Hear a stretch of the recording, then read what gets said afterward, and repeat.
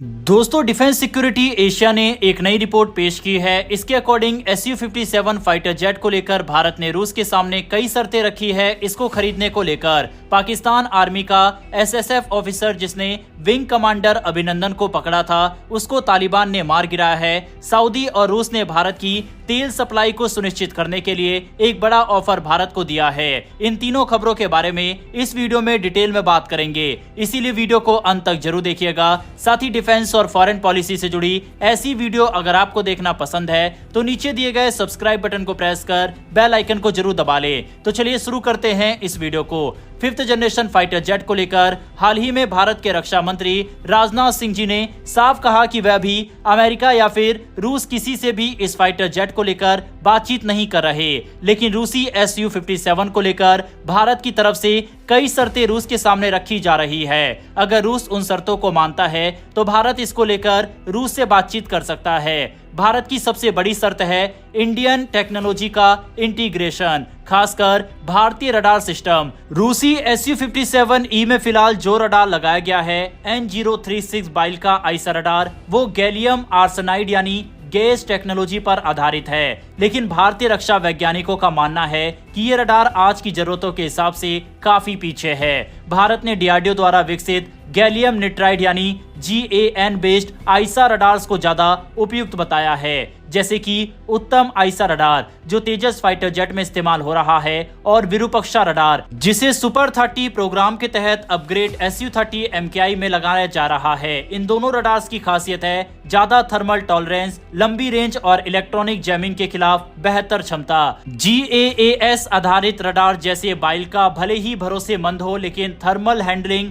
Power efficiency और signal fidelity जैसे मामलों में ये पिछड़ जाते हैं। वहीं दूसरी ओर जैन बेस्ड आइसा रडार्स अब दुनिया भर में 5th और 6th जनरेशन फाइटर जेट्स के लिए स्टैंडर्ड बनते जा रहे हैं, जैसे अमेरिका का F-35 का AN/APG-81, चीन का KLJ-5 और जापान का JFX प्रोग्राम। भारत का ये रुख सीधे जुड़ा है आत्मनिर्भर भारत अभियान से। अब भारत सिर्फ फाइटर जेट खरीदना नहीं चाहता, बल्कि टेक्नोलॉजी का कंट्रोल, सॉफ्टवेयर की संप्रभुता और स्वदेशी हथियारों की इंटीग्रेशन भी चाहता है। इस कड़े रुख के पीछे एक बड़ा कारण है राफेल डील से मिली सीख। 2016 में फ्रांस से 7.8 बिलियन यूरो की डील के तहत 36 राफेल फाइटर जेट भारत ने लिए थे, लेकिन आज तक डैसॉल्ट एविएशन ने राफेल के मिशन कंप्यूटर और आइसा रडार के सोर्स कोड्स भारत को नहीं दिए। इसी वजह से अस्त्र और रुद्रम जैसे स्वदेशी हथियारों को राफेल में पूरी तरह इंटीग्रेट करना मुश्किल रहा। अब रूस इस बात को समझ चुका है, इसीलिए Su-57E के लिए रूस ने भारत को एक बड़ा ऑफर दिया है, फुल सोर्स कोड एक्सेस और इंडियन टेक्नोलॉजी इंटीग्रेशन की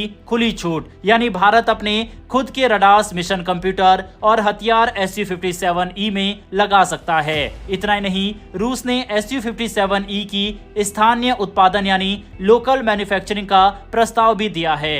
रूसी राजदूत डेनिस एलिपोव ने साफ कहा है, हम सिर्फ विमान नहीं बेच रहे, हम भारत में इसके निर्माण में सहयोग भी देंगे। वहीं अब रूस की आर्म्स एक्सपोर्ट एजेंसी रोसब्रोन एक्सपोर्ट ने भी कहा है कि भारत के पास जो Su-30 MKI की असेंबली लाइन है, उसी पर Su-57E का उत्पादन शुरू किया जा सकता है। बस भारत को हरी झंडी देनी है। अब काफी सारे लोगों का ये सवाल आता है कि पूरी दुनिया में इस समय युद्ध का माहौल बना हुआ है, ऐसे में भारत जल्दी से डील क्यों नहीं करता? तो हमें समझना होगा कि हम मल्टी बिलियन डॉलर की डील करने जा रहे हैं। ऐसे में हम जल्दबाजी करके ऐसा हथियार अपनी सेना में शामिल नहीं करना चाहेंगे जिसका बेनिफिट भी भारत को आगे चलकर ना मिले। भारत इस समय काफी कंफ्यूज में है कि भारत अपने एमका पर फोकस करे। वहीं अगर दूसरे देश से 5th जनरेशन फाइटर जेट लेना हो तो सिर्फ रूस और अमेरिका का ही ऑप्शन है। अमेरिका का फाइटर जेट ज्यादा एडवांस है और भारत को पसंद भी आ रहा है, लेकिन इसकी प्राइस और अमेरिका पर कम भरोसा,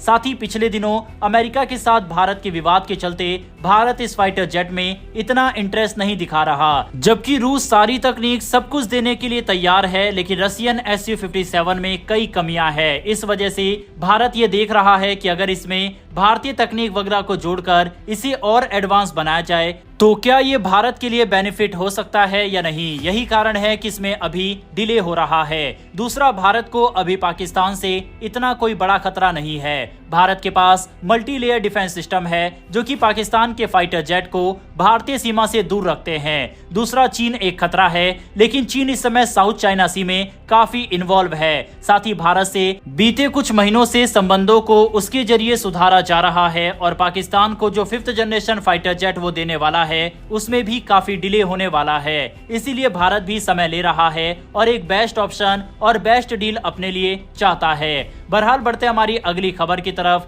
जो कि रूस और सऊदी अरब की तरफ से आ रही है। हाल ही में स्टेट ऑफ हॉर्मुज को बंद करने को लेकर ईरान की पार्लियामेंट में एक बिल पास हुआ है। ऐसे में ईरान इस एरिया में कभी भी दखलंदाजी दे सकता है।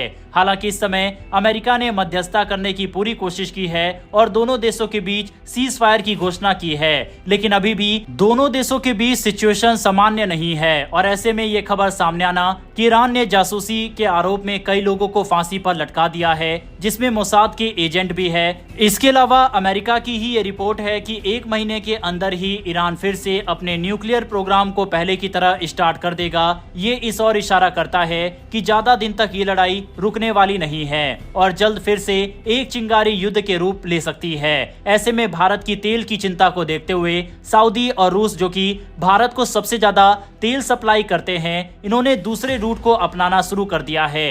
हालांकि रूस का तेल तो पहले से ही स्टेट ऑफ हॉर्मुज से नहीं आता, वह तेल पैसिफिक ओशियन और स्विच कैनाल के जरिए आता है। लेकिन सऊदी ने भी ये कहा है कि वह भी रूट बदलकर भारत की तेल जरूरत को सुनिश्चित करेगा।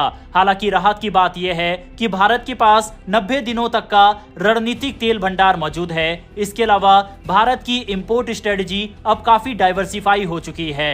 भारत अपनी लगभग 18 से 20% कच्चा तेल की जरूरतें सऊदी अरब से पूरा करता है और अगर हॉर्मुज बंद भी हो जाए तो सऊदी अरब के पास पेट्रोलाइन येनबू पाइपलाइन का ऑप्शन मौजूद है, जिससे वो रेड सी के जरिए अपना तेल भारत तक भेज सकता है। हालांकि इसमें कुछ लॉजिकल दिक्कतें और ज्यादा फ्रेट कॉस्ट तो आएगी ही, लेकिन भारत की मौजूदा रणनीति और फ्लेक्सिबल सोर्सिंग के चलते किसी बड़े शॉर्टफॉल की संभावना बहुत कम मानी जा रही है। यानी कि भारत की तरफ से फ्यूचर में इस तरह की अगर कोई दिक्कत आएगी तो उससे अपने आप को किस तरह से बचाया जा सकता है, इसका प्लान भी तैयार किया जा रहा है।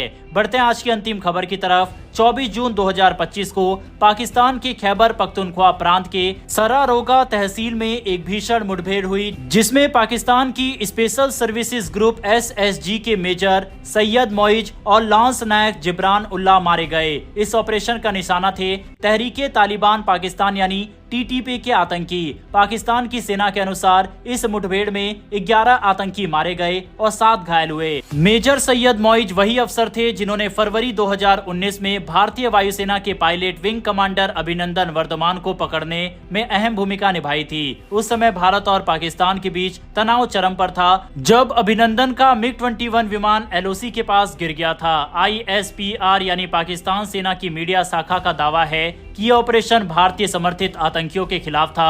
हालांकि इस दावे को लेकर कई सवाल उठते हैं। पाकिस्तान खुद जिन आतंकियों को कभी रणनीतिक संपत्ति के रूप में इस्तेमाल करता था, आज वही उसके लिए सबसे बड़ा खतरा बन चुके हैं। एक ही दिन में TTP ने दक्षिण वजीरिस्तान और कुर्रम में हमले कर 14 से ज्यादा पाक सैनिकों की जान ले ली। अब पाकिस्तान के लिए चुनौती यह है कि जिन आतंकियों को उसने अफगानिस्तान युद्ध के दौरान पाल पोस कर बड़ा किया, वही अब अंदरूनी खतरे बन गए हैं। इस ऑपरेशन के बाद सुरक्षा बलों ने पूरे इलाकों में सर्च ऑपरेशन शुरू कर दिया है। क्या पाकिस्तान इन आतंकी हमलों को रोक पाएगा? क्या अब भी वह गुड तालिबान और बैड तालिबान की नीति पर चलेगा? जो भी हो, पाकिस्तान के अंदर इस समय अस्थिरता लगातार बढ़ती जा रही है।